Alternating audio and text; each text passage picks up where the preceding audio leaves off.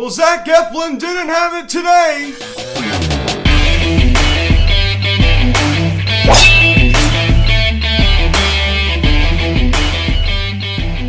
Yo, what is going on, everybody? Welcome to the Phillies Satsu Videocast here, recapping this afternoon's game of the Phillies and the San Francisco Giants as the Phillies lose 11-2 to the Giants as they drop the final game of the three-game set as they lose the series. Just unacceptable.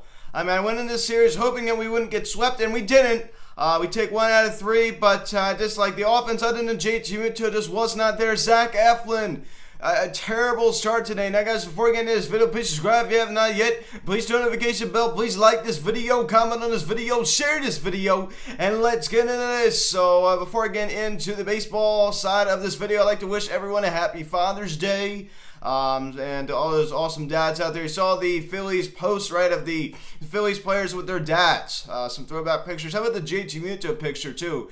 That was just so cool. You saw Bryce's dad, Ron, who I had the pleasure of meeting in 2019. Ron was just a great guy, super nice to me, just all around, just a really, really good guy. I really enjoyed meeting him. So you saw him post with Bryce too. You know, Bryce posted a picture with his dad when he was really, really young, and that was really, really cool. That was so cool to see all the Phillies players with their dads. You know, back in the day. You know, some present, some back in the day. I thought that was pretty cool to see. But the baseball side of this video, not a good day. You saw that when the Phillies lost on Mother's Day to the Atlanta Braves, they got squashed like a bug in that game, and they got squashed on Father's Day. Not a good way to play for the mothers and fathers this year for the Phils. Bigger things in baseball, but talking about this game, it just was not good. I don't think you needed to say that. We get embarrassed on Peacock. Zach Eflin just wasn't there today. He wasn't executing well. It did start off from the gate. As you pick up the scoring summary in the bottom of the first inning, Rhys Hoskins make the most boneheaded play I think I've ever seen. I mean, it wasn't a weak ground ball. It was a pretty hard good ground ball right to him, and he bobbles it. And then Mike Skipsey, he homers on the flat right field. He absolutely murdered that baseball. His ninth of the season. A 200 also scores of Monte Wade, who got on because of that error.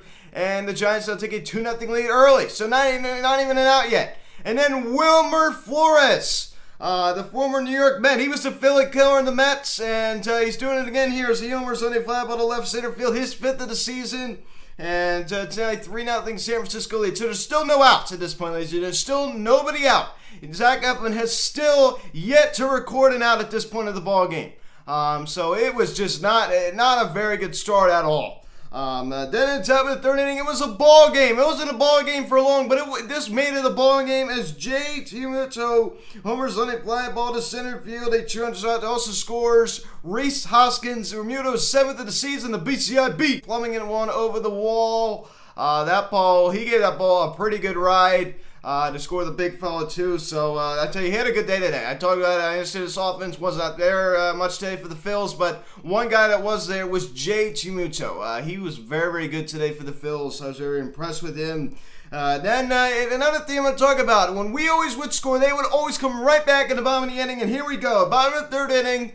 After it was just a little bit of a ball game, JT Muto made it a ball game. Brandon Crawford, homers on a fly ball to center field. And 2-run shot also scores Wilmer Flores. And it's now a 5-2 Giants lead. So they get those 2 runs right back.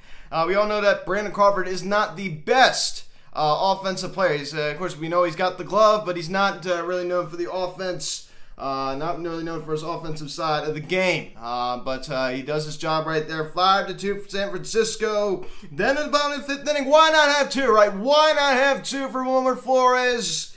And so he homers on a fly ball to left center field. His 6th of the season, 2nd of the game. And it's now a 6-2 Giants lead. So they now have a 4-run lead. At that point, I was thinking like, man, I don't really like the way this is trending. I just don't. Then bottom of the 6th inning, Steven Duger, he doubles on a line drive to center field. Duber got the day off from starting, did come in to pinch it and struck out. As Donovan Solano comes around to score now a 7-2 Giants lead. It felt like a loss at the point of the ball game. In the words of Jack Fritz, friend of the pod, it felt like a loss. It just did. Then Spencer Howard, coming out of the bullpen here. He always seems to hit a wall when he starts.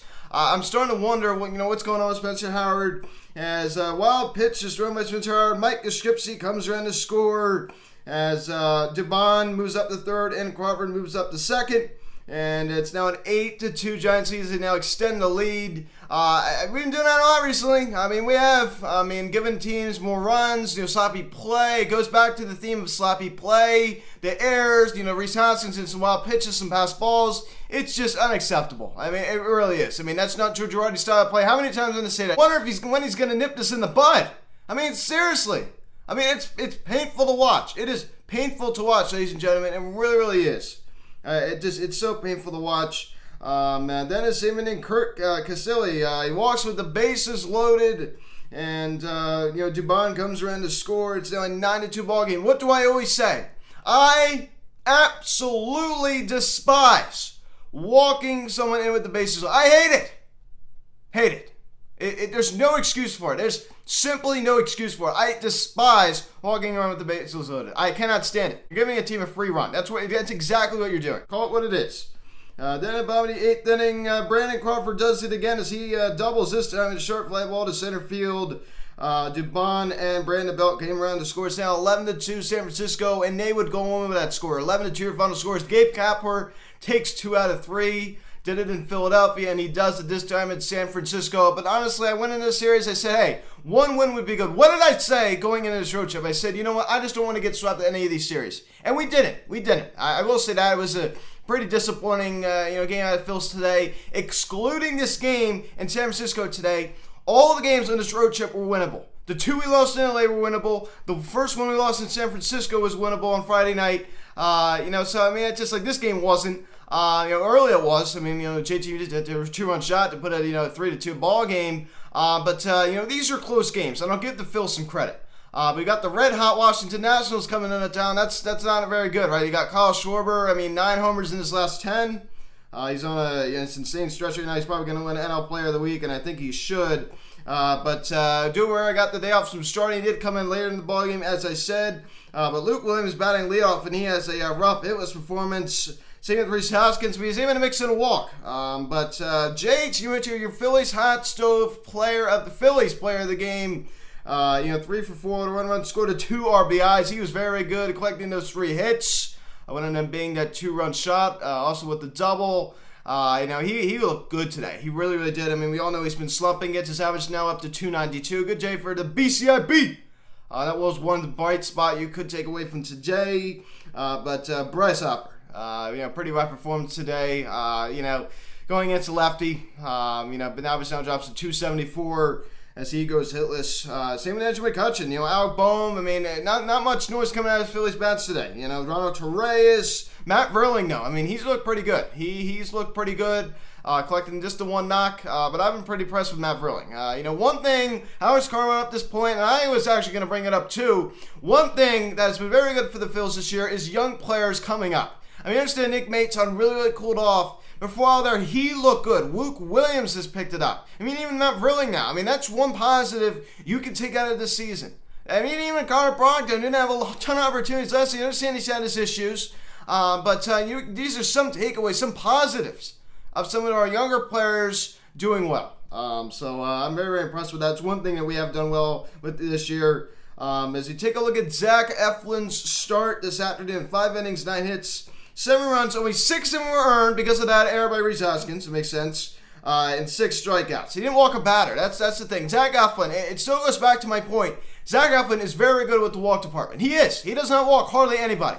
I saw him went on a stage stretch a few months ago, and he walked. I forget, he went like a month without walking somebody. I mean, that was just insane. That's one thing he's done very well with this year is with walks, but his command just wasn't really there today. It just wasn't. Some of the decision making behind the plate too, and some of the play calling. With JT back there. A 2 count or throwing something off speed in the dirt. Why would you do that on a 2 count? That's not a pitch you throw on a 2 count. I don't know if miscommunication, which I think that's probably what it was. But why in the world do you throw a speed 2 count? I don't really understand that. And then he comes back with the fastball, 93. That wasn't a bad pitch. But, I don't know. I was obviously even that at that point. This is not Zach Eflin's day today. I mean, think about it. He'll have 4 home runs. 4 in just 5 innings to 9 hits. I mean, he was on a lot of solid contact too, so you could chalk it up as a bad performance. Now 2-6 in the year. ERA down jumps to 4.39. Performance to forget. for Zach Eflin. Spencer Hardy looked good early, right, in that 6th inning. Then the 7th wasn't the same story with that wild pitch. And then he had that other run. So, Spencer Hardy, I don't know. I tell you, he looks so good in minor leagues, and he comes up, and he just doesn't perform to that same level. I'm starting to wonder when he's going to get it going. It's quite frustrating, ladies and gentlemen. Heck, why are we bringing Hector Neris today? I don't understand. I mean, he only pitched 1/3 of an inning, but I don't really like that decision either. Why are we bringing in Hector Neris? Don't really understand that.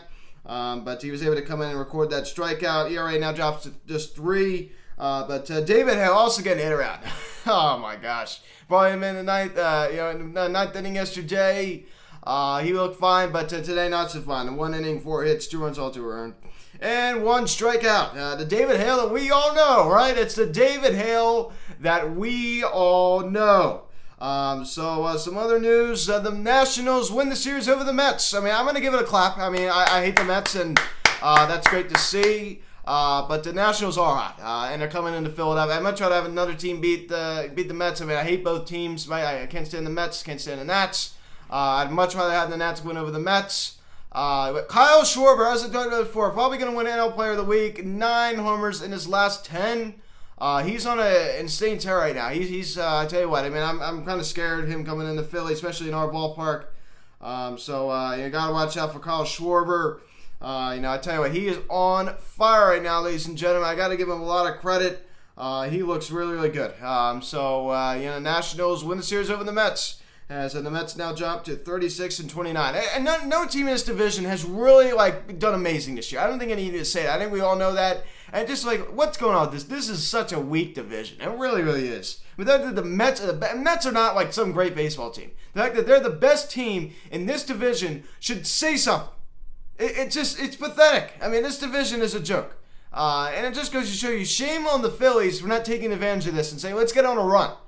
I understand injuries definitely haven't helped. But everyone likes to blame the injury. Oh, with Didi. Oh, Didi. We don't have Didi. We don't have Gene. Enough with the woe is me attitude. I understand, injuries are going to have an impact on your team. But enough. I'm tired of the woe is me mentality. I am. I'm really, really getting tired of it. We have to just man up and accept that we are a 500 baseball team. That's what we have to expect from here on out. Now, you're going to still have, some of the people are thinking and that's fine. You're entitled to your opinion. But even from day one, pretty much, got with that 4-0 start, 4-0 start. I mean, that was incredible. But even then, I'm like, this isn't going to last the whole season. I mean, it's not. I mean, that's of course, right? I mean, of course. I did the same thing in 2019. It's just 2019 was just a story, but that's a whole nother story for a whole nother day. Temper your. My point of this is temper your expectations.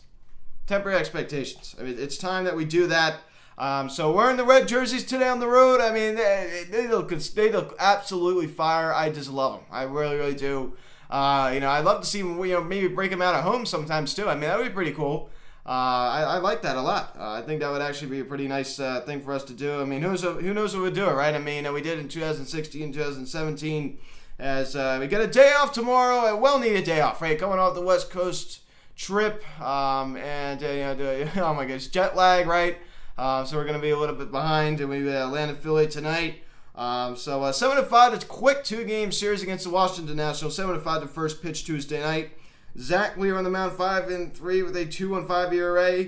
118 strikeouts this year for Wheels. I will be there Tuesday night, and then 105, the finale. Vince Velasquez, 2-2 with a 4.44 ERA, going against Eric Fetty, 4-4 with a 3.33 ERA. Thank you guys so much for watching this video. Please subscribe if you have not yet. Please turn on the notification bell. Please like this video, comment on this video, share this video. Check out the social media link in the description section.